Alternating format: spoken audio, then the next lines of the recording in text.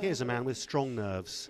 In a little underground room, Mikhail Ugarov instructs his actors before a production of 1 hour 18 the amount of time it took anti-corruption lawyer Sergei Magnitsky to die in police custody. Is his performance a play or a political protest? Both, he says. Sure, it's a political act, but it's a theatre play too. We're trying most of all not to let this issue be silenced and to ask a question. What kind of country do we live in? It's certainly difficult to watch. The actors all take the parts of officials in the case. The judge, who refused Magnitsky medical support or even water. The ambulance driver who turned the radio up so she didn't have to listen to Magnitsky dying of pancreatitis.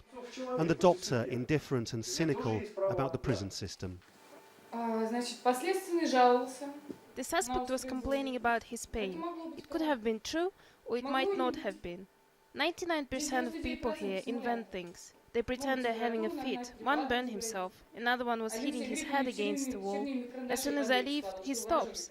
The most important thing is not to show you're afraid of them. The worst thing is, it's all accurate.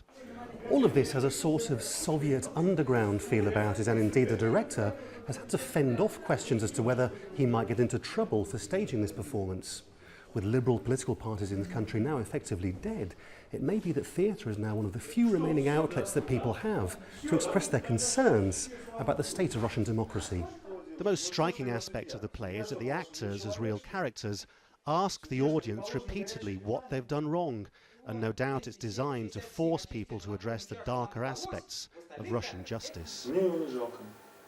Honestly, I don't feel sorry for him at all, and to accuse the legal system over his death would be wrong.